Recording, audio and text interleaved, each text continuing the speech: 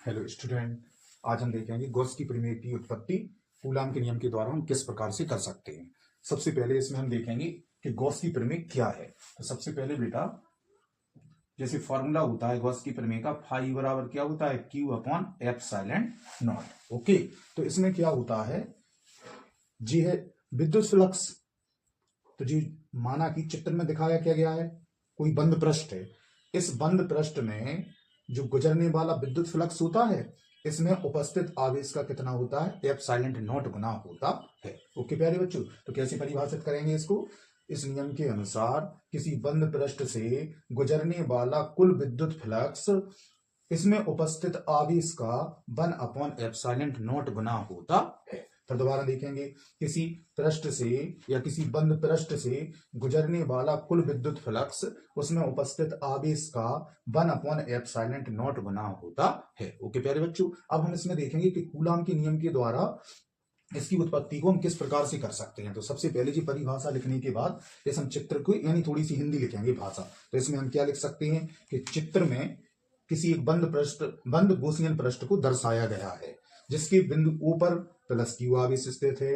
बिंदु ओ से आर दूरी पर कोई बिंदु क्या है, पी है, जिस पर विद्युत क्षेत्र की तीव्रता क्या है, कैपिटल ई है, और पृष्ठीय क्षेत्रफल क्या है, डीएस है। चित्र में तीव्रता और पृष्ठीय क्षेत्रफल किसमें है, समान दिशा में दर्शाए गए हैं। ओके प्यारे बच्चों, एक बार और रिपीट कर रहे हैं। चित्र में क्या है, एक बंद गोसियन पृष्ठ को दर्शाया गया है, जिसके बिंदु ओ पर प्लस क्यू आवेश स्थित है। बिंदु ओ से आर दूरी पर कोई बिंदु पी है, जिस पर विद्युत क्षेत्र की तीव्रता क्या है, कैपिटल ई है। चित्र में तीव्रता और पृष्ठीय क्षेत्रफल किसमें है, समान दिशा में है। ओके प्यारे बच्चों, सबसे पहले इसमें हम क्या करेंगे, ये प्लस क्यू आवेश है, तो यहां लिखेंगे हम प्लस क्यू आवेश के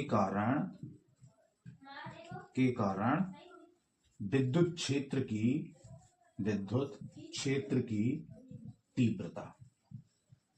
तो यहां क्या हो जाएगी, ई बराबर 1/4 pi epsilon not Q upon क्या हो जाएगा, आर स्क्वायर। ओके प्यारे बच्चों, अब इसमें हम देखेंगे कि जो विद्युत फ्लक्स होता है, उस विद्युत फ्लक्स की किससे ले लेंगे, परिभाषा से। यहां लिख लिया हमने विद्युत फ्लक्स की परिभाषा से।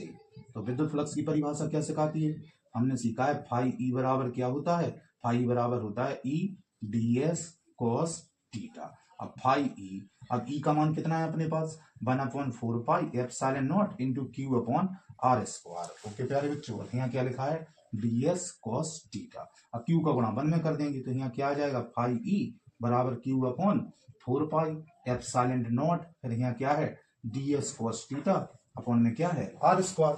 अब जो ds cos theta upon r square है, जी वाला मान हमारे यहाँ किसके बराबर होता है, डी ओमेगा के क्या होता है, बराबर होता है। तो इसकी जगह पर हम क्या करेंगे, हमने यहाँ लिख लिया फाई ई बराबर क्या है अपने पास, Q upon 4 pi epsilon naught, इसकी जगह हमने लिख लिया डी ओमेगा। ओके, यानी जी वाली जो वैल्यू है वो डी ओमेगा की कैसी है, बराबर है। अब हम क्या करेंगे, पूरे चालक में कुल विद्युत फ्लक्स निकालेंगे।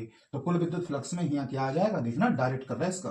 तो फाई बराबर यानी Q upon 4 pi epsilon not into यहाँ बंद पृष्ठ का समाकलन, और यहाँ क्या है, डी ओमेगा। आप लोग यहाँ लाइन में लिख सकते हैं कि पूरे चालक से गुजरने वाला कुल विद्युत फ्लक्स। तो इसमें क्या हो जाएगा, डायरेक्ट हमने बंद पृष्ठ का समाकलन और यहाँ क्या लिख दिया, डी ओमेगा। अब यहाँ क्या है अपने पास, फाई ई बराबर Q upon 4 pi epsilon not. अब जी वाली संख्या होती है 4 पाई के बराबर, यानी बंद पृष्ठ का समाकलन डी ओमेगा किसके बराबर होता है, 4 पाई। तो हमने इसकी जगह लिख दिया, तो 4 पाई से 4 पाई क्या हो गया, कैंसिल। फाई बराबर क्या है, क्यू अपॉन एप्सिलॉन नॉट। जी हमारी क्या होती है, गॉस की प्रमेय। ओके प्यारे बच्चों,